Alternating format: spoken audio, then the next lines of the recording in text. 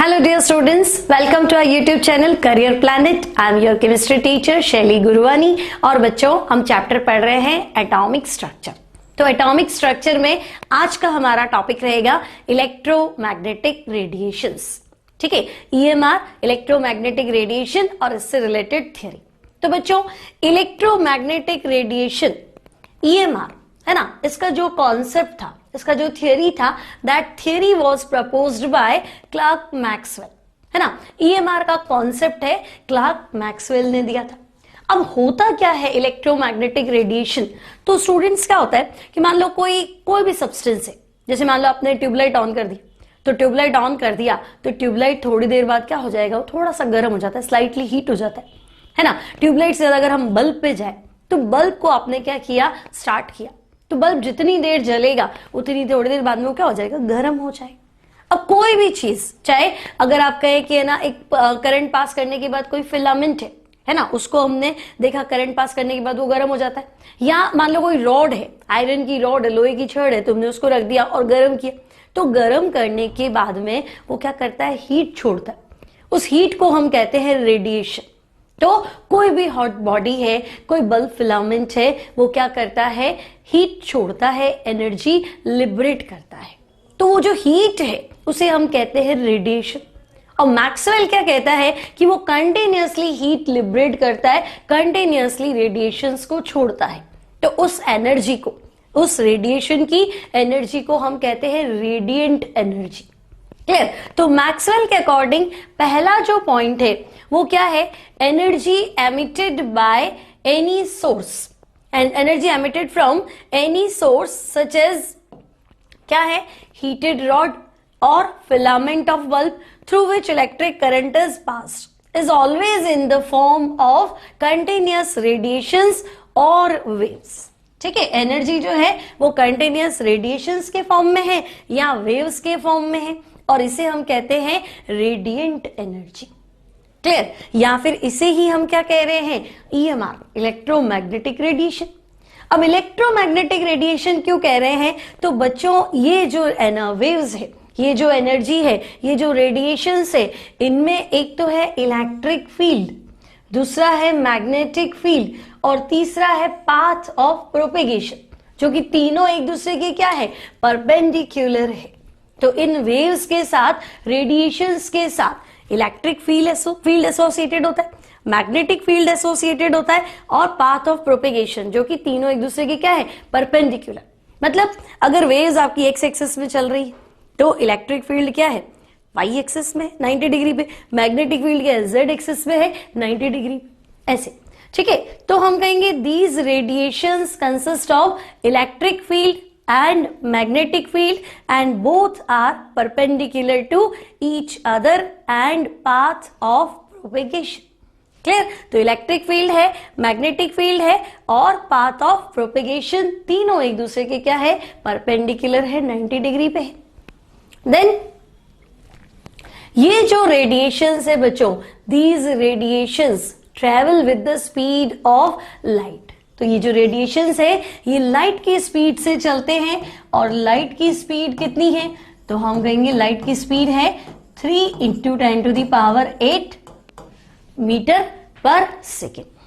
Clear? तो हम कहेंगे ठीक है, ये जो रेडिएशंस है ये हमेशा लाइट की स्पीड से चलेंगे और स्पीड हमें याद रखनी है।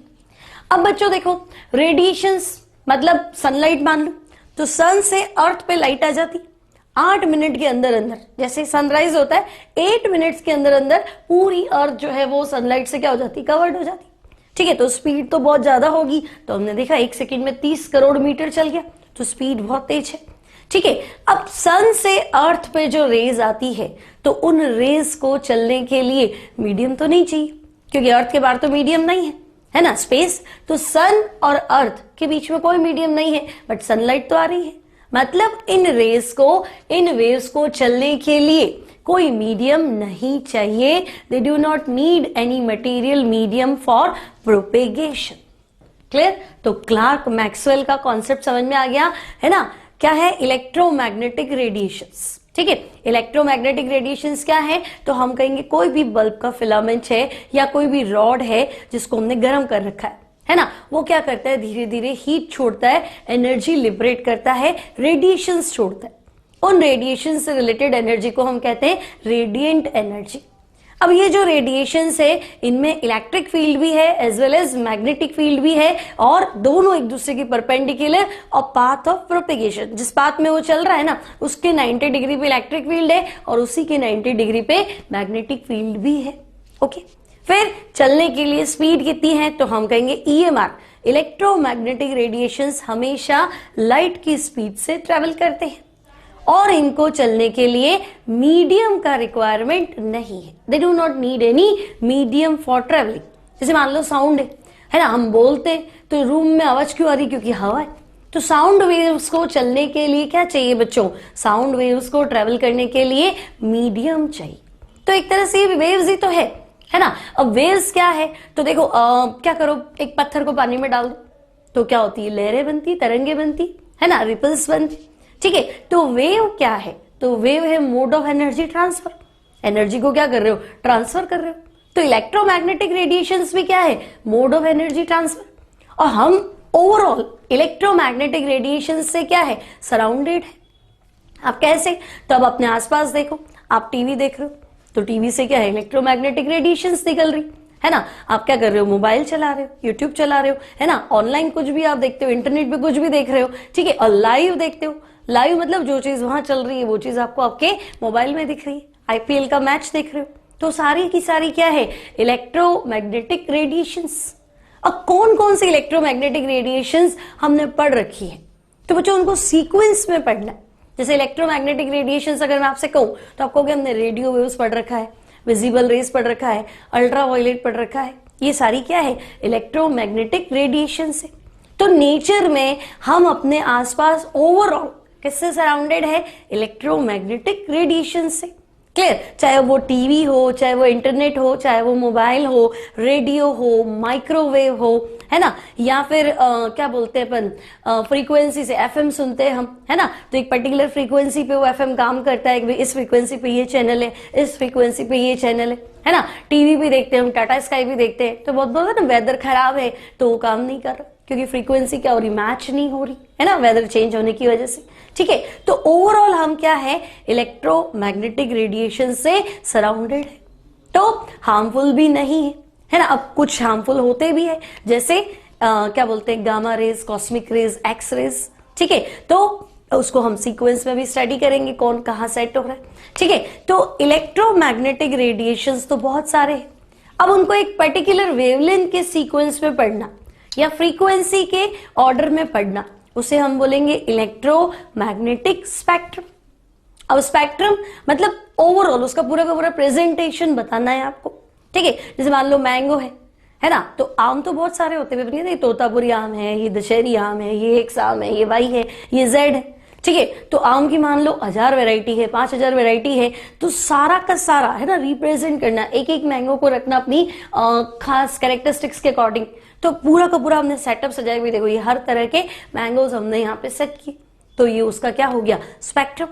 तो हमारे पास इलेक्ट्रोमैग्नेटिक रेडिएशन से, तो ओवरऑल उनको कोई भी ऑर्डर में सेट करो, चाहे वेवलेंथ के चाहे फ्रीक्वेंसी के, है ना, किसी भी इंक्रीजिंग ऑर्डर में किसी भी डिक्रीजिंग ऑर्डर में अरेंज करना रेडिएशंस को, दैट इज इलेक्ट्रोमैग्नेटिक रेडिएशन। अब रेडिएशन आपको क्लियर है, रेडिएशन क्या है, एनर्जी ट्रांसफर करने का तरीका है। मैंने आपको बोला पानी में पत्थर डाल दो, पानी में पत्थर डालोगे तो क्या होगा, वेव्स बनेंगी, रिपल्स बनेंगी, है ना। तो वो क्या है, आपने पत्थर डाला, हीट एनर्जी ट्रांसफर किया और वो एनर्जी आगे धीरे धीरे ट्रांसफर हो गई। ठीक है, अब एनर्जी ट्रांसफर करने के लिए भी दो तरीके हैं। जैसे मैंने आपको कहा साउंड वेव, तो साउंड वेव में क्या है, मीडियम चाहिए ट्रैवल करने के लिए। लेकिन जब हम टीवी देख रहे हैं, है ना, कोई लाइव हमारा मैच देख रहे हैं, फुटबॉल मैच देख रहे हैं, ठीक है, तो उस टाइम हमें क्या चाहिए, सैटेलाइट तो आपको पता है कहाँ है ना, तो सैटेलाइट से अर्थ पे जो रेडिएशंस आ रहे हैं, तो बीच में तो मीडियम नहीं था। ठीक है, तो मीडियम की ट्रैवल करने के लिए मीडियम की जरूरत नहीं है। तो बच्चों जिनको मीडियम की रिक्वायरमेंट है वो वेव्स अलग, और जिनको मीडियम की रिक्वायरमेंट नहीं है वो वेव्स क्या है, electromagnetic waves. Clear, non mechanical waves भी बोल सकते हैं, और जिनको मीडियम चाहिए that is mechanical waves, depend. ठीक है, तो हम कहेंगे इलेक्ट्रोमैग्नेटिक रेडिएशन यानी इनको मूव करने के लिए, ट्रैवल करने के लिए मीडियम का रिक्वायरमेंट नहीं है। ओके, नाउ इलेक्ट्रोमैग्नेटिक स्पेक्ट्रम, अब ये क्या होता है? तो बच्चों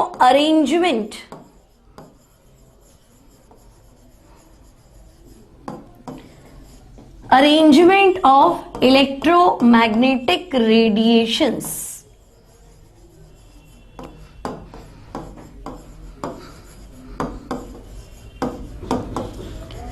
arrangement of electromagnetic radiations in the increasing order of frequency.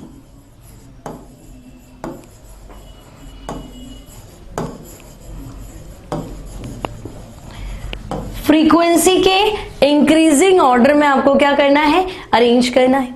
अब बच्चों फ्रीक्वेंसी और वेवलेंथ इनवर्स होते हैं, फ्रीक्वेंसी बढ़ती है ना तो वेवलेंथ कम होता है, ठीक है, उसको हम आगे डिस्कस करेंगे। तो इलेक्ट्रोमैग्नेटिक रेडिएशंस का अरेंजमेंट फ्रीक्वेंसी के इंक्रीजिंग ऑर्डर में, और we can say decreasing order of wavelength.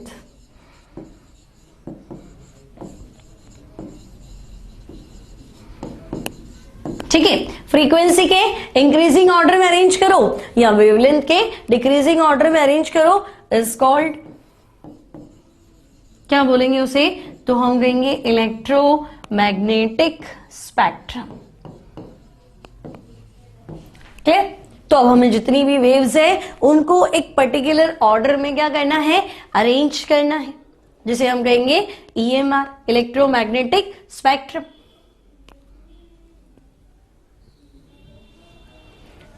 अब बच्चों EMR कौन कौन सी वेव्स है तो उसको हमें डिस्कस करना है।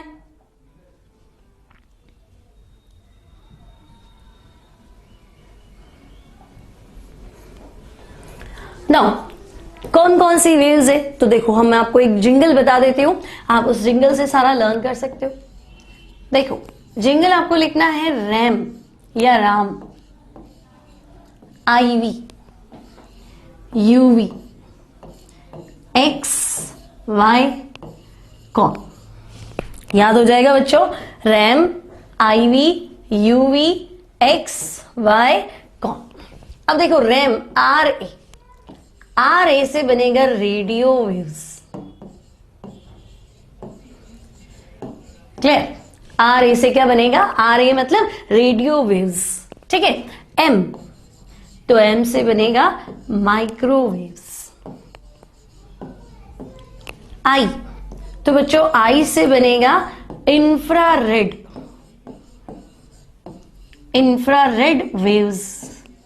V तो V से बनेगा विजिबल वेव्स या रेज, एक ही बात है बच्चों। तो रैम, IV, UV तो UV तो हमें पता ही है, UV क्या होता है? अल्ट्रा वायलेट रेज या वेव्स कह दो। ठीक है, X तो एक्स रेज, Y तो गामा रेज, और कौन तो कौन से होगा? Cosmic rays. ठीक है बच्चों, तो ये जिंगल याद हो जाएगा तो आपको ये सीक्वेंस मिल गया है ना। अब कोई पूछे इलेक्ट्रोमैग्नेटिक रेडिएशन, तो आपको सोचना नहीं, अच्छा कॉस्मिक होती है, गामा होती है, अल्ट्रा वायलेट होती है, नहीं, आपको एग्जैक्ट ऑर्डर में बताना है कि भाई सबसे ज्यादा वेवलेंथ या मिनिमम फ्रीक्वेंसी वाली वेव्स कौन सी है? Radio waves. रैम RA हो गया, फिर M मतलब माइक्रो, ठीक है, I मतलब इंफ्रारेड, ठीक है, फिर V मतलब विजिबल, तो RAM, IV, UV ultraviolet, X X rays, Y मतलब सिंबल है ना Y जैसा तो गामा रेज, और कौन मतलब कॉस्मिक रेज। अब बच्चों इनमें क्या है तो देखो, जैसे जैसे नीचे जाओगे फ्रीक्वेंसी तो बढ़ेगी, ठीक है, और फ्रीक्वेंसी का उल्टा होता है वेवलेंथ, इनवर्स, तो वेवलेंथ क्या होगा? घटेगा। तो फ्रीक्वेंसी बढ़ेगी, वेवलेंथ क्या होगी? कम हो। तो अगर मैं कहूं कि इन वेव्स को अरेंज करो फ्रीक्वेंसी के डिक्रीजिंग ऑर्डर में, तो तुम कहोगे भी सबसे बढ़िया फ्रीक्वेंसी है कॉस्मिक रेज की, तो न्यू कॉस्मिक सबसे ज्यादा है, देन तो हम कह देंगे न्यू गामा रेज। उसके बाद तो न्यू एक्स रेज, फिर तो हम कह देंगे न्यू अल्ट्रा वायलेट, फ्रीक्वेंसी कम हो गई, ठीक है। उसके बाद तो अल्ट्रा वायलेट के बाद क्या है, विजिबल, देन इंफ्रारेड, IR लिख सकते हो इंफ्रारेड, देन माइक्रोवेव, तो माइक्रोवेव, ठीक है। और लीस्ट में हो जाएगा बच्चों न्यू रेडियो वेव्स। क्लियर? तो ये हो गया हमारा फ्रीक्वेंसी का डिक्रीजिंग ऑर्डर। वेवलेंथ का पूछे तो सबसे ज्यादा वेवलेंथ क्या हो जाएगा बच्चों, तो हम कहेंगे सबसे ज्यादा वेवलेंथ हो जाएगा लैम्डा रेडियो वेव्स, ये मैक्सिमम है ना। उसके बाद आप कंटिन्यू कर लेना, lambda microwaves, then lambda IR infrared, तो इंफ्रारेड, और कंटिन्यू हो जाएगा आपके पास lambda visible, lambda ultra violet.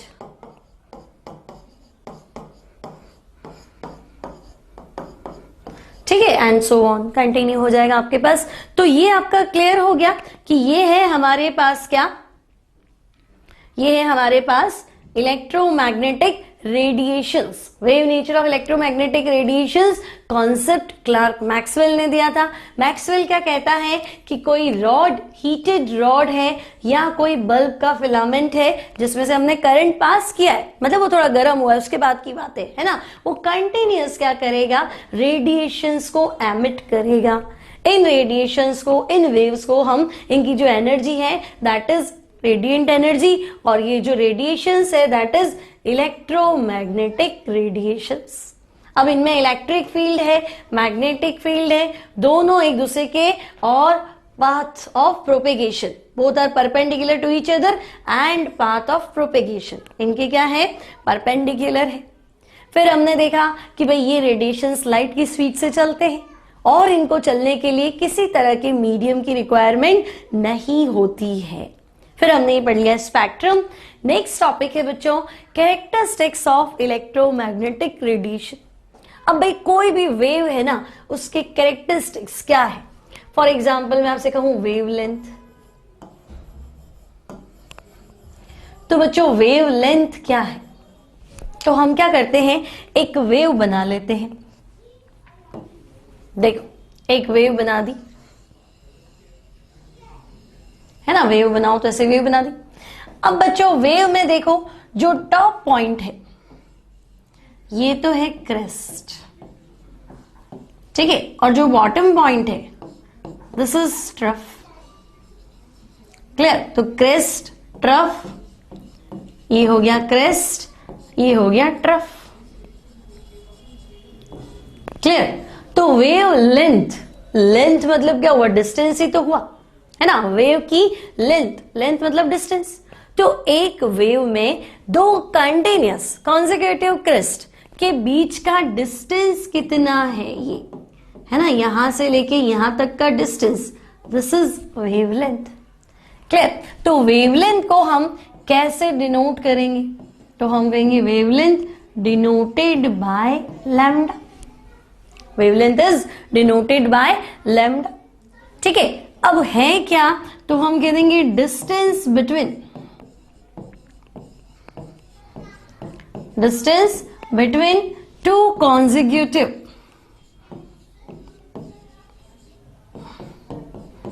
Two consecutive crest, है ना, मतलब लगातार क्रेस्ट हो और ट्रफ हो,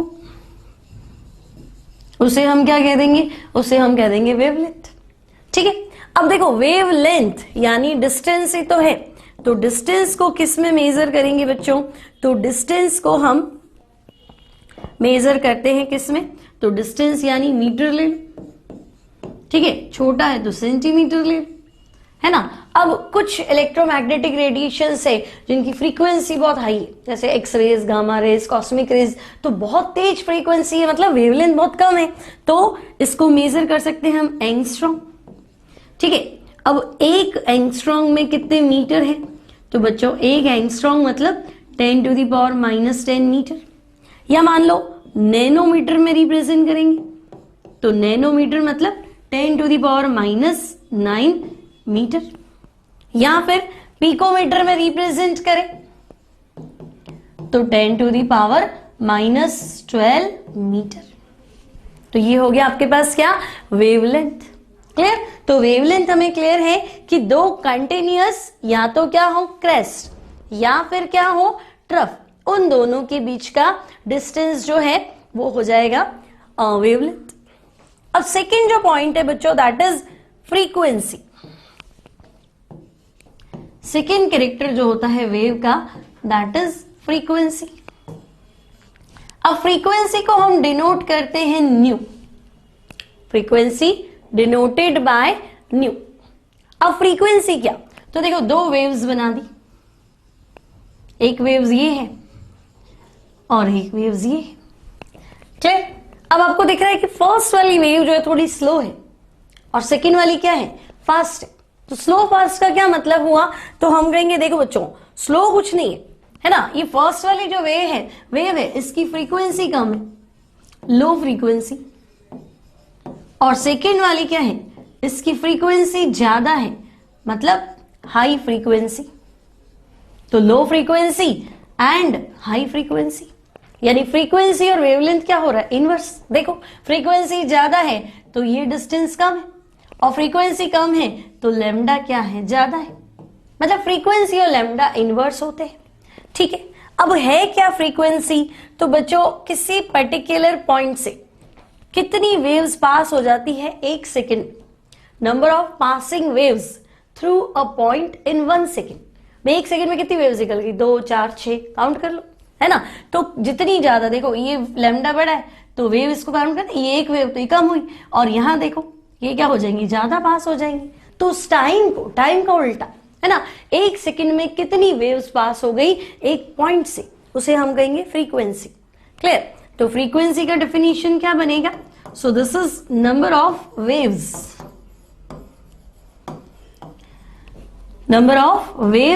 passing through a point, passing through a point in 1 second।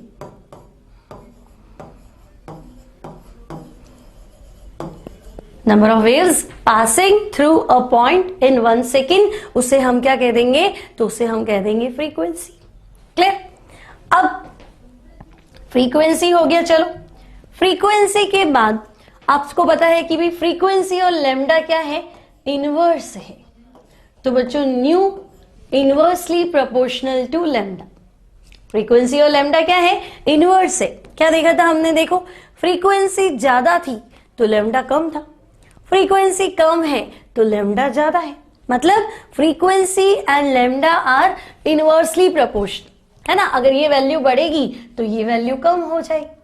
अब बात कर रहे हैं हम इलेक्ट्रोमैग्नेटिक रेडिएशन, तो nu equals to C by lambda, और बच्चों सी क्या है, तो सी है स्पीड ऑफ लाइट। ओके, तो स्पीड ऑफ लाइट यानी कि सी। ठीक है, तो ये फॉर्मूला क्लियर हो गया, हाँ nu equals to C by lambda. Now amplitude क्या होता है, भाई आपने फ्रीक्वेंसी पढ़ लिया, आपने वेवलेंथ पढ़ लिया, नेक्स्ट टॉपिक इज एम्पलीट्यूड। अब एम्पलीट्यूड क्या है बच्चों, तो देखो एक वेव बना लेते हैं, है ना। अब इस वेव में ये जो क्रेस्ट है इसकी हाइट, या जो ट्रफ है उसकी डेप्थ, उसे हम क्या कहेंगे, एम्पलीट्यूड। मतलब डेली लाइफ में हम ऐसे बोल सकते हैं कि भाई लाइट थोड़ी डिम है, लाइट थोड़ी क्या है, फास्ट है। तो डिम है मतलब एम्पलीट्यूड कम है, और फास्ट है मतलब एम्पलीट्यूड क्या है, ज्यादा है। ठीक है, तो एम्पलीट्यूड तो हम कह देंगे height of crest, height of crest, और डेप्थ। ठीक है, इसकी तो हाइट होगी, इसकी डेप्थ होगी, तो डेप्थ ऑफ ट्रफ, है ना, उसे हम क्या कह देंगे, एम्पलीट्यूड। तो बच्चों हाइट हो या डेप्थ हो तो वो क्या होगा, डिस्टेंस है, तो डिस्टेंस क्या होगी, या तो मीटर या सेंटीमीटर। तो एम्पलीट्यूड किसमें होता है, सेंटीमीटर, या डिस्टेंस की कोई भी यूनिट लिख सकते हो। ठीक है, अब फ्रीक्वेंसी की यूनिट नहीं देखी हमने, तो बच्चों फ्रीक्वेंसी की यूनिट जो होती है तो हर्ट्ज ने सबसे पहले फ्रीक्वेंसी का कॉन्सेप्ट दिया, तो फ्रीक्वेंसी को हम हर्ट्ज कह सकते, या मैंने कहा था 1 सेकंड में कितनी वेव्स पास हो सकती। ठीक है, तो पर सेकंड, सेकंड इनवर्स भी क्या है, फ्रीक्वेंसी की यूनिट है, क्योंकि नंबर ऑफ वेव्स तो काउंट करेंगे ना, 2 4 5 10, तो 10 वेव्स पर सेकंड, तो पर सेकंड सेकंड इनवर्स, या आप लिख सकते हो साइकिल पर सेकंड। ठीक है, सर्कुलर पाथ है तो साइकिल पर सेकंड भी क्या है, फ्रीक्वेंसी की यूनिट है। तो अपने वेवलेंथ डिस्कस कर लिया, फ्रीक्वेंसी हो गया, एम्पलीट्यूड हो गया, नाउ वेलोसिटी। अब वेलोसिटी तो हम समझते ही, वेलोसिटी क्या होगी, पर्टिकुलर टाइम में कितनी डिस्टेंस कवर होगी। अब वेव है लेकिन डिस्टेंस तो हम लीनियर काउंट करेंगे ना, ये इतनी डिस्टेंस जो है ये ओवरऑल डिस्टेंस। क्लियर, तो linear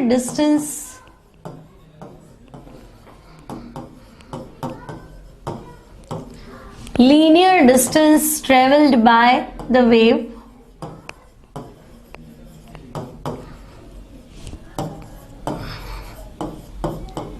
in a given time या constant time, उसे हम क्या कह देंगे, वेलोसिटी। ठीक है, और वेलोसिटी को हमने बताया है c से। अब लाइट की वेलोसिटी तो आपको पता ही है बच्चों, 3 × 10⁸। ठीक है, तो ये हो गया आपका वेलोसिटी। नेक्स्ट जो टॉपिक है that is wave number. Wave number, तो बच्चों वेव नंबर है न्यू बार। ठीक है, वेव नंबर न्यू बार। अब वेव नंबर क्या है, तो देखो या तो हम ऐसे भी कह सकते हैं reciprocal of wavelength, reciprocal of wavelength, यानी न्यू बार इक्वल्स टू 1/λ। ये क्या है, तो ये वेव नंबर है। और है क्या, तो देखो एक पर्टिकुलर डिस्टेंस ले लोगे, ये यहां से लेके यहां तक का डिस्टेंस है ना, पर यूनिट लेंथ। मान लो 1 सेंटीमीटर डिस्टेंस मान लिया मैंने। अब इसमें से कितनी वेव्स पास होंगी, ठीक है, और ये ऐसे, तो 1 सेंटीमीटर डिस्टेंस में कितनी वेव्स पास होंगी। ठीक है, इसमें टाइम का लेना देना नहीं है, फ्रीक्वेंसी और इसमें बच्चे थोड़ा कंफ्यूज होते हैं, है ना। तो फ्रीक्वेंसी तो टाइम से रिलेटेड था, भाई 1 सेकंड में कितनी वेव्स पास हुई, डिस्टेंस नहीं था, डिस्टेंस कितनी भी होगी चलेगी, लेकिन 1 सेकंड में बताओ कितनी वेव्स चली, तो वो था फ्रीक्वेंसी, है ना। ये कह रहा है कि नहीं टाइम का कोई लेना देना नहीं, टाइम आप अपना लो, है ना, लेकिन इतनी डिस्टेंस है, इसमें बता दो कितनी वेव्स चली। ठीक है, तो ये डिस्टेंस से रिलेटेड है ना। तो नंबर ऑफ वेव्स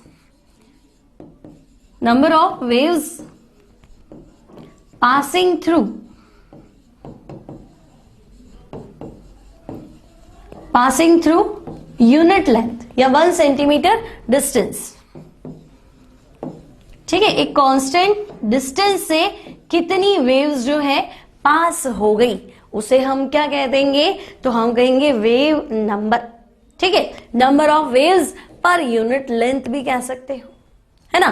तो वेव नंबर को मैं ऐसे लिख दूं, number of waves per unit length. ठीक है भाई, 1 सेकंड में कितनी वेव्स आ गई, नंबर ही है, फ्रीक्वेंसी था नंबर ऑफ वेव्स पर सेकंड, और ये क्या है, number of waves in per unit length. तो नंबर ऑफ वेव्स तो 10 20 30 कुछ भी हो सकता है, पर यूनिट लेंथ यानी 1 डिस्टेंस, यानी कि डिस्टेंस इनवर्स। तो बच्चों इसकी जो यूनिट होगी वेव नंबर, तो वेव नंबर की जो यूनिट होगी दैट इज सेंटीमीटर इनवर्स या मीटर इनवर्स, जो भी डिस्टेंस की यूनिट हो तो 1 डिस्टेंस। क्लियर। तो अभी हमने देख लिया मैक्सवेल की इलेक्ट्रोमैग्नेटिक स्पेक्ट्रम से रिलेटेड थियरी और वेव के कैरेक्टर्स। तो बच्चों इलेक्ट्रोमैग्नेटिक वेव्स क्लियर है, इलेक्ट्रो मतलब इलेक्ट्रिक फील्ड, मैग्नेटिक मतलब मैग्नेटिक फील्ड। यानी इन वेव्स में इलेक्ट्रिक फील्ड और मैग्नेटिक फील्ड दोनों एसोसिएटेड होते हैं। दोनों कितने पे हैं? 90 डिग्री पे है। तो वेव्स ऐसी की ऐसी हैं, देखो, है ना। अब ये बता रहा है, ये स्टार वाला है ना, ये आपका मैग्नेटिक फील्ड, तो इसके 90 डिग्री पे क्या है? Electric field. क्लियर? तो एक और पिक्चर है इसका, electric field, magnetic field and travelling direction. तो देखो ट्रेवलिंग डायरेक्शन अगर आपका एक्स एक्सिस में, तो इलेक्ट्रिक फील्ड 90 डिग्री पे वाई एक्सिस में, और मैग्नेटिक फील्ड उसके भी परपेंडिकुलर यानी कि जेड एक्सिस में। ठीक है, अब स्पेक्ट्रम भी डिस्कस किया था हमने, है ना। तो ये है स्पेक्ट्रम। देखो इन रेडियो वेव्स, है ना, रेडियो में कौन कौन सी है? तो देखो रेडार की, TV, FM, AM, infrared, UV, X rays और गामा रेज। तो देखो सबसे बड़ी वेवलेंथ दिख रही है आपको, ये है रेडियो वेव्स की वेवलेंथ, बहुत बड़ी है। ठीक है, फिर अगर आप इस रेंज में जाते हो, जैसे जैसे पीछे जा रहे हो, है ना, वेवलेंथ क्या होती जा रही? घटती जा रही। अब ये देखो गामा रेज, वेवलेंथ कितनी छोटी है। ठीक है, एक्सरेज थोड़ी वेवलेंथ क्या है? बड़ी है। यूवी तो थोड़ी और बड़ी हो जाएगी, है ना। तो इंक्रीजिंग ऑर्डर ऑफ वेवलेंथ, या आप क्या कह दोगे इधर, decreasing order of frequency. Sorry, इधर जाओगे तो वेवलेंथ बढ़ रहा है और इधर जाओगे तो फ्रीक्वेंसी बढ़ रही है। ठीक है, तो विजिबल लाइट की बात करें, देखो यूवी और इंफ्रारेड के बीच में क्या आता है? विजिबल लाइट आता है। अब विजिबल लाइट के जो कलर्स है बच्चों, वो हम पढ़ते हैं ना विबग्योर। देखो violet, indigo, blue, green, yellow, orange और रेड। तो ये भी पूरा का पूरा क्या है? स्पेक्ट्रम। तो विजिबल लाइट की जो हम कहते हैं वेवलेंथ की रेंज है, वो रेंज क्या है बच्चों? 400 नैनोमीटर से 700 नैनोमीटर के अराउंड। अप्रोक्सीमेटली डेटा है 760 के आसपास होता है। ठीक है, तो ये स्पेक्ट्रम है। देन हायर फ्रीक्वेंसी और लोअर फ्रीक्वेंसी देखो, तो हायर फ्रीक्वेंसी आपको नजर आ रही है, फ्रीक्वेंसी ज्यादा है, और यहां क्या नजर आ रहा है? फ्रीक्वेंसी कम है। अब देखो फ्रीक्वेंसी तेज है तो शॉर्टर वेवलेंथ, वेवलेंथ कम है, और फ्रीक्वेंसी आपकी क्या है? कम है, तो वेवलेंथ लॉन्गर है, लेमडा ज्यादा है। देखो यहाँ लेमडा क्या है? कम है, तो वेवलेंथ शॉर्टर, वेवलेंथ लॉन्गर। तो हमने अभी देखा ही था कि फ्रीक्वेंसी और लेमडा क्या है? Inversely proportional. प्रोपोर्शनल का साइन रिमूव करो, सी, तो nu equals to C by lambda, और सी क्या है? तो सी है 3 इंटू 10⁸ मीटर पर सेकेंड। ये आपका फ्रीक्वेंसी का फॉर्मूला है। क्लियर? अब हम कुछ न्यूमेरिकल प्रैक्टिस करते हैं, एनसीईआरटी के कुछ क्वेश्चंस करते हैं। किस पे बेस्ड है? इलेक्ट्रोमैग्नेटिक रेडिएशन पे बेस्ड। ठीक है, तो क्वेश्चन नंबर 1 बच्चों, क्वेश्चन नंबर 1 क्या है? The wavelength of radiation is 1000 metre, मतलब लैम्डा जो है that is 1000 metre. Calculate its frequency, आपको फ्रीक्वेंसी कैलकुलेट करनी। तो बच्चों फॉर्मूला क्या है? Nu equals to C by lambda. अब आपको पता है सी क्या है? 3 इंटू 10⁸, और लैम्डा कितना है? 1000 मीटर। नाउ 10⁻3, 10⁸ कैंसिल कर दो, कितना बचेगा? 10⁵। तो न्यू इक्वल्स टू हो गया 3 इंटू 10⁵। फ्रीक्वेंसी की यूनिट क्या लिखेंगे? Second inverse. चेक कर लो, फ्रीक्वेंसी की यूनिट आपकी हो गई 3 into 10⁵, second inverse. Moving to next problem. Next question है बच्चों, calculate the wavelength of a radiation whose frequency is 10⁻11 hertz. तो इस बार फ्रीक्वेंसी यानी न्यू गिवन है, कितना है? 10⁻11 हर्ट्ज। ठीक है, फाइंड क्या करना है? वेवलेंथ फाइंड करना है, लैम्डा। फॉर्मूला वही है, nu equals to C upon lambda. तो लैम्डा इक्वल्स टू क्या हो जाएगा? C upon new. सी कितना है? तो सी स्पीड ऑफ लाइट कांस्टेंट है, 3 इंटू 10⁸ मीटर पर सेकेंड, और फ्रीक्वेंसी कितना है? 10⁻11। हर्ट्ज और सेकेंड इनवर्स सेम, तो इसको कैंसिल आउट कर दो। क्या हो जाएगा? 10⁸, 10⁻11 कैंसिल हो गया, कितना बचा? 10⁻9, 10, 11, 10⁻3 बच गया। ठीक है, तो आपके पास जो लैम्डा होगा that will be lambda equals to कितना है 3 इंटू 10 टू दी पावर -3 और लैम्डा क्या होता है डिस्टेंस, तो यूनिट क्या हो जाएगी मीटर। चेक करो उसको 3 into 10 to the power -3 metre. Moving to next problem.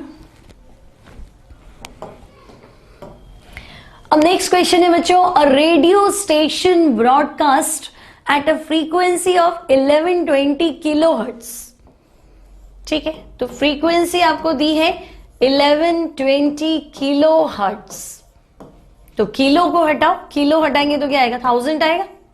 तो 1120 किलो मतलब क्या हो गया 1000 से मल्टीप्लाई करो, तो फ्रीक्वेंसी ये है इतनी हर्ट्ज। ठीक है, another radio station broadcast at a frequency of 97.7 mega hertz. ठीक है, तो एक और रेडियो स्टेशन है उसकी फ्रीक्वेंसी है 98.7 मेगा हर्ट्ज। ठीक है, तो न्यू इक्वल्स टू मेगा कितना होता है बच्चों, तो मेगा आपका हो गया 10 to the power 6 mega hertz.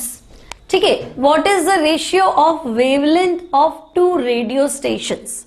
तो मान लो ये न्यू 1 है और ये क्या है न्यू 2 है। पूछा क्या है, तो दोनों रेडियो स्टेशन की वेवलेंथ का रेशियो पूछा है ना, दोनों रेडियो स्टेशन की वेवलेंथ का रेशियो। तो देखो यहां क्या आएगा न्यू 1 इक्वल्स टू, देखो न्यू इक्वल्स टू क्या लिखूं सी बाय लैम्डा, तो लैम्डा क्या हो जाएगा सी अपॉन न्यू हो जाएगा। तो lambda 1 equals to C upon nu 1 और लैम्डा 2 तो हम कह देंगे सी अपॉन न्यू 2। ठीक है, रेशियो निकालो, तो lambda 1 upon lambda 2 equals to C upon nu 1, फिर से सी फिर न्यू 2। अब फर्स्ट और थर्ड डिजिट तो कैंसिल हो जाएगी है ना, फर्स्ट थर्ड कैंसिल हो जाएगा। अब क्या बचेगा न्यू 2 ऊपर ले ले, तो new 2 numerator upon new 2 denominator. ठीक है, तो लैम्डा 1 अपॉन लैम्डा 2 क्या है न्यू 2 बाय न्यू 1। और उल्टा भी कर सकते हो, देखो इनवर्स रिलेशन है ना, तो तुम डायरेक्ट भी कर सकते हो कि भाई न्यू और लैम्डा क्या होते हैं इनवर्सली प्रोपोर्शनल, मतलब nu 1 by nu 2 equals to क्या हो जाएगा लैम्डा 2 बाय लैम्डा 1, या मुझे लैम्डा 1 बाय लैम्डा 2 फाइंड करना है ना, तो lambda 1 upon lambda 2 equals to क्या हो जाएगा न्यू 2 बाय न्यू 1। डायरेक्ट कर लो, एक ही बात है। ठीक है, तो चाहे ऐसे करो चाहे वैसे करो, आंसर तो वही आना है न्यू 2 बाय न्यू 1। ठीक है, तो अब लैम्डा 1 अपॉन लैम्डा 2 आ गया न्यू 2 बाय न्यू 1। ओके, तो लैम्डा 1 अपॉन लैम्डा 2। अब देखो न्यू 2 कितना है, तो आपको पता है 98.7 मेगा हर्ट्ज था। ठीक है, तो ये लिख दिया 98.7 into 10 to the power 6 upon nu 1 कितना है 1120 इंटू 10 टू दी पावर कितना हो गया 3। अब इसको सॉल्व करो, 98.7 into 10 to the power 6 upon 1120 into 10 to the power 3। इसको सॉल्व करोगे तो बच्चों आपको जो फाइनल आंसर मिलेगा that will be 88 point something, 88.1 है ना। डायरेक्ट रेशियो पूछा है तो आप डायरेक्ट रेशियो निकाल लो। ठीक है, तो lambda 1 by lambda 2 equals to 88.12। Next problem की तरफ चले तो देखो नेक्स्ट क्वेश्चन है calculate the range of frequencies of visible light. ठीक है, तो फ्रीक्वेंसी की रेंज बतानी है ना, visible light, range of their wavelength. तो देखो वेवलेंथ की रेंज दी हुई है, तो लैम्डा 1 ले लेती हूं मैं 3800 एंगस्ट्रॉम और यहां कितना है लैम्डा 2, तो लैम्डा 2 ले लेते हैं 7600 एंगस्ट्रॉम। ओके, अब लैम्डा 1 लैम्डा 2 मतलब यहां से यहां तो फ्रीक्वेंसी की रेंज क्या हो गई, न्यू1 से न्यू2। अब क्या करेंगे बच्चों, तो हम यहां फॉर्मूला लगा लेते हैं, nu one equals to C by lambda 1 और nu two equals to C by lambda 2। अब बच्चों एंगस्ट्रॉम 3800 एंगस्ट्रॉम मतलब होता है 10⁻⁻10 मीटर। अब इसको सॉल्व करो तो न्यू1 इक्वल्स टू सी, क्लियर है, सी कितना है बच्चों, तो सी है speed of light 3 × 10⁸ divided by 3800 × 10⁻10। ठीक है, तो ये 10 तो ऊपर आ जाएगा तो कितना हो जाएगा, 18 हो जाएगा, 10 - 10 है, ऊपर आएगा तो प्लस का 8 हो जाएगा। ठीक है, तो उसको जब तुम सॉल्व करोगे तो आपको आंसर मिलेगा 7.89, चेक कर लो आप सॉल्व करके, इंटू 10⁻14 सेकेंड इनवर्स। ठीक है, सिमिलरली उधर सॉल्व करो तो उधर भी आपको क्या करना है, न्यू2 इक्वल्स टू सी हो गया 3 × 10⁸, लैम्डा 2 7600 एंगस्ट्रॉम का मतलब है, पढ़ा है ना हमने, एक एंगस्ट्रॉम मतलब कितना हो गया 10⁻10 मीटर, तो आपने वैल्यू पुट करनी है यहाँ पे, तो 7600 × 10⁻10। तो अब इसको सॉल्व करो, 10⁻10 वापस ऊपर चला जाएगा, प्लस का 18 हो जाएगा। ठीक है, और जो फाइनल आंसर आएगा बच्चों दैट इज 3.95 × 10⁻14 सेकेंड इनवर्स। ठीक है, तो आपसे पूछा है रेंज ऑफ फ्रीक्वेंसी, है ना, तो अब आप बता दो कि भाई फ्रीक्वेंसी का रेंज क्या है, तो फ्रीक्वेंसी रेंज, तो बच्चों फ्रीक्वेंसी रेंज हम क्या लिखेंगे, तो फ्रीक्वेंसी रेंज होगी 7.89 × 10⁻14 से लेकर 3.95 × 10⁻14 सेकेंड इनवर्स, यूनिट डाल दो, सेकेंड इनवर्स। ठीक है, सिंपल प्रॉब्लम से बच्चों जो एनसीईआरटी के कुछ इंटेक्स क्वेश्चन हैं, कुछ मिलते जुलते हैं। ठीक है, नेक्स्ट प्रॉब्लम की तरफ चलते हैं। The frequency of radio wave, frequency दिया है न्यू, कितना है, frequency of radio wave 4 × 10⁻3 4 × 10⁻3 second inverse. Calculate the time required for this wavelength to travel a distance of 8 × 10⁻7 kilometre. तो बच्चों किलो मतलब 1000 मीटर, तो ये तुम्हें दिया है डिस्टेंस। ठीक है, तो डिस्टेंस दे दी, फ्रीक्वेंसी दे दी और टाइम पूछ लिया तुमसे। क्लियर, टाइम पीरियड आपको क्या करना है, कैलकुलेट करना है। तो देखो रेडियो वेव है बच्चों, और रेडियो वेव की फ्रीक्वेंसी दी हुई है तुम्हें। ठीक है, रेडियो वेव की फ्रीक्वेंसी है 4 × 10⁻³ कितना 3 सेकेंड इनवर्स। अब रेडियो वेव है और तुम्हें दिया है कि डिस्टेंस बताओ, सॉरी डिस्टेंस दिया हुआ है 8 × 10⁻7 किलोमीटर, तो किलो को हटाने के लिए मैंने 1000 से मल्टीप्लाई कर लिया, है ना, और आपसे कहा कि भाई चलो ये डिस्टेंस है, इसको ट्रेवल करने में कितना टाइम लगेगा। अब बच्चों थोड़ा दिमाग लगाओ कि रेडियो वेव है ना, रेडियो वेव मतलब इलेक्ट्रोमैग्नेटिक रेडिएशन, याद करो इलेक्ट्रोमैग्नेटिक रेडिएशन बताया था, रैम आईवी यूवी एक्सवाई कौन, तो रैम मतलब आ रही रेडियो वेव, तो रेडियो वेव इलेक्ट्रोमैग्नेटिक रेडिएशन है, और अगर ये इलेक्ट्रोमैग्नेटिक रेडिएशन है तो इसकी स्पीड तो फिक्स्ड है, क्या होगी 3 × 10⁸ मीटर पर सेकेंड। तो हम कहेंगे भाई रेडियो वेव की जो वेलोसिटी है दैट इज 3 × 10⁸ मीटर पर सेकेंड। तो बच्चों वेलोसिटी इक्वल्स टू क्या होता है, तो वेलोसिटी होता है डिस्टेंस ट्रेवल्ड, है ना। Velocity equals to distance travelled upon time, भी कितना डिस्टेंस ट्रेवल करेगा और उसमें कितना टाइम लगेगा। तो स्पीड हमें पता है, डिस्टेंस हमें पता है, टाइम आपको फाइंड करना है, तो टाइम निकाल दो। तो डिस्टेंस कितना है 8 into 10 to the power 7 into 10 to the power 3 upon, तो वेलोसिटी से डिवाइड करो, तो velocity speed of light 3 into 10 to the power 8, तो 10 टू दी पावर 7 और 1 काट दो उसमें से 10 टू दी पावर 8, तो पीछे बचेगा कितना 10 टू दी पावर 2, तो आपका आंसर हो गया 800 अपॉन 3।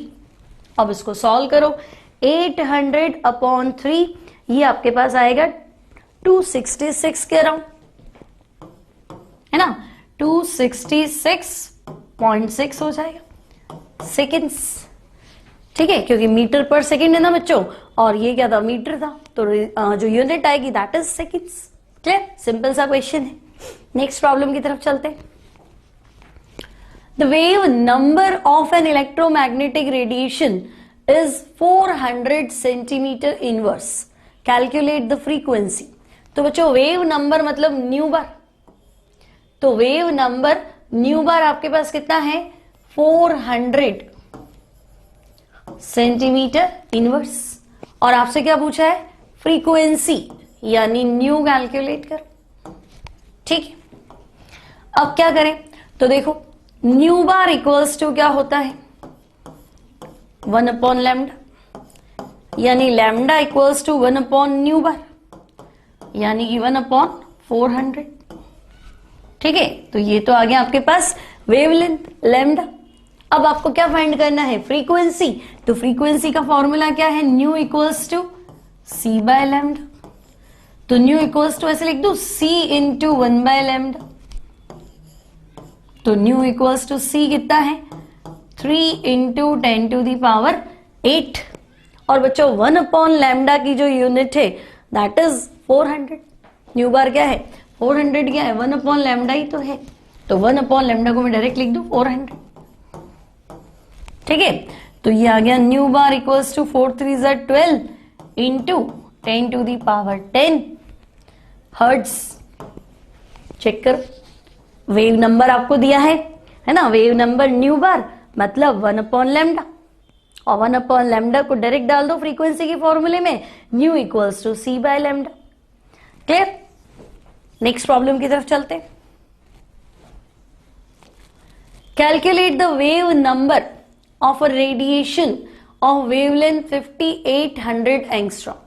सिंपल है, वेव नंबर, तो वेवलेंथ कितना है बच्चों 5800 एंगस्ट्रॉम।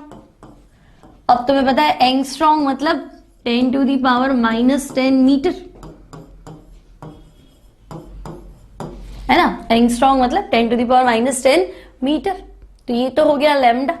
अब आपको पूछा है वेव नंबर न्यू बार, न्यू बार आपको कैलकुलेट करना है, तो वेव नंबर ऑफ रेडिएशन, ठीक है, तो न्यू बार इक्वल्स टू कितना 1 बाय लैम्डा, तो 1 अपॉन लैम्डा कितना है 5800 इंटू 10 टू दी पावर -10।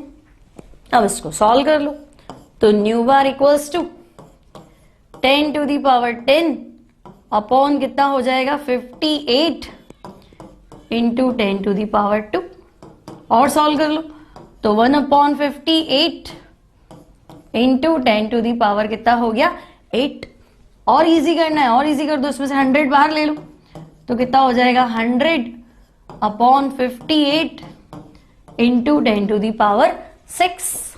अब 100 अपॉन 58 कितना होगा 1 पॉइंट समथिंग होगा, तो 1.7 आ जाएगा, ये सॉल्व कर लो उसको, तो 1.72 into 10 to the power 6, nu bar क्या है डिस्टेंस इनवर्स है ना, तो मीटर इनवर्स। क्लियर, तो बिल्कुल सिंपल सिंपल क्वेश्चन है बच्चों, क्लास 11th के स्टैंडर्ड के अकॉर्डिंग, है ना, आपसे एग्जाम्स में पूछे जा सकते हैं। वेव नंबर है, फ्रीक्वेंसी निकालो, फ्रीक्वेंसी है, लैम्डा फाइंड आउट करो, डिस्टेंस फाइंड आउट करो, तो आपको सॉल्व करने हैं। Next problem from NCERT, the Vividh Bharati station of all India radio broadcast at a frequency of 1368 kilohertz. ठीक है, तो भाई स्टेशन ब्रॉडकास्ट हो रहा है, फ्रीक्वेंसी कितनी है 1368। अब पता है किलो तो लेना नहीं, किलो मतलब 1000 और ये मैंने ले लिया hertz. Calculate the wavelength of electromagnetic radiations transmitted. ठीक है, तो वेवलेंथ यानी इस फ्रीक्वेंसी की वेवलेंथ यानी लैम्डा बताना है। Which part of the electromagnetic spectrum does it belong to. ठीक है, तो मतलब ये जो रेंज आएगी ना, वो रेंज पकड़नी है कौन सी वेवलेंथ है, मतलब रेडियो वेव को बिलोंग करती है या माइक्रोवेव को बिलोंग करती है, इंफ्रारेड को करती है, विजिबल को, वो रेंज पकड़नी। ठीक है, अब क्या करें बच्चों, न्यू दिया हुआ है, लैम्डा फाइंड करना है। सी आपको पता है, सी कितना है 3 इंटू 10⁸ मीटर पर सेकेंड। तो आप फॉर्मूला लगाओ, nu equals to C by lambda और लैम्डा इक्वल्स टू क्या हो जाएगा सी बाय न्यू। तो बच्चों सी तो है 3 इंटू 10⁸ और न्यू कितना है 1368 इंटू 10⁻3। अब ये हो गया 10⁵। ठीक है, इसमें से भी आप क्या करो 3 0 बाहर ले लो, तो 3000 अपॉन 1368, कैलकुलेशन इजी हो जाएगी और 10⁻ कितना हो जाएगा 2। अब 3000 में ये तो आप कर लोगे, 3000 में क्या करना है 1368 डिवाइड करना है, तो ये आएगा 2.19 इंटू 10⁻2 मीटर। अब देखो इतनी बड़ी वेवलेंथ है ना, लैम्डा कितना होगा मल्टीप्लाई करो तो 219 मीटर। बहुत बड़ी वेवलेंथ नहीं है, मतलब एक क्रेस्ट यहां बना है ना, तो 219 मीटर डिस्टेंस तो बहुत हो गई है ना, 1/4 किलोमीटर मान लो लगभग, है ना, तो दूसरा लैम्डा वहां बनेगा। तो इतनी बड़ी वेवलेंथ मतलब रेडियो वेव्स है ना, और वैसे भी रेडियो ब्रॉडकास्ट हो रहा है ना, तो हम कहेंगे कि ये जो रीजन है, ये फ्रीक्वेंसी, ये वेवलेंथ किससे बिलोंग करेगा, तो this wavelength belongs to radio waves. Clear, तो यहां आपका आंसर बनेगा radio waves. Clear, next problem. Next problem क्या है बच्चों, the wavelength range of visible spectrum is 400 nanometre violet colour से 750 nanometre red colour. Express the wavelength in frequencies. ठीक है, तो आपको वेवलेंथ दी है बच्चों, लैम्डा 1 से लैम्डा 2 की रेंज दी है, तो लैम्डा 1 तो है 400 नैनोमीटर। अब नैनो मतलब समझे ना 10⁻⁻9 मीटर। ठीक है, और दूसरी ये वॉयलेट कलर वाली है ना, ठीक है, ये वॉयलेट कलर वाला वेवलेंथ है, और लैम्डा 2 यानी रेड कलर की लेंथ कितनी है, तो लैम्डा 2 है 750 नैनोमीटर, मतलब 10⁻⁻9 मीटर। और यहां आपको क्या फाइंड करना है न्यू 2, और यहां क्या फाइंड कर लेंगे न्यू 1। सेम क्वेश्चन किया था अभी हमने, तो nu 1 equals to C by lambda 1। C कितना है 3 इंटू 10⁸, और लैम्डा 1 कितना है बच्चों 400 इंटू 10⁻⁻9। ठीक है, ये 10 ऊपर आ जाएगा, यहां लिख देती हूं। तो न्यू 1 जो है दैट इज 30 डिवाइडेड बाय 400 यानी 3/40, और यहां आ जाओ nu 2 equals to C by lambda 2। C हो गया 3 इंटू 10⁸, लैम्डा हो गया आपका 750 इंटू 10⁻⁻9। अब इसको कैंसिल नहीं यार, कैंसिल नहीं होगा, नहीं तो ऊपर आएगा तो पॉजिटिव हो जाएगा, रॉन्ग हो गया थोड़ा सा, है ना। 10⁻⁻9 सॉरी 3 इंटू 10⁸ और 400 इंटू 10⁻⁻9। ठीक है, तो अब ये बैठेगा कितना 3 इंटू 9 ऊपर ले लो, प्लस में हो जाएगा 10⁻ कितना हो गया 17 डिवाइडेड बाय 400। ठीक है, अब ये 2 0 जरूर कैंसिल हो जाएंगे, तो 3/4 into 10 to the power 15। Clear? ठीक है ना, प्लस माइनस तो कैंसिल नहीं होंगे, सेम साइन होगा तो कैंसिल होंगे। अब यहां पे भी यही गलती थी तो वापस लिख दूं इसको, 3 इंटू 10 टू दी पावर 8 और 750 10 टू दी पावर -9। तो बच्चों न्यू टू कितना हो गया, तो हम कहेंगे ये तो हो गया 17 डिवाइडेड बाय 750, तो एक जीरो जरूर कट जाएगा तो ये 16 हो जाएगा। तो न्यू टू का रेंज कितना हो गया, 3/75 into 10 to the power 16 hertz.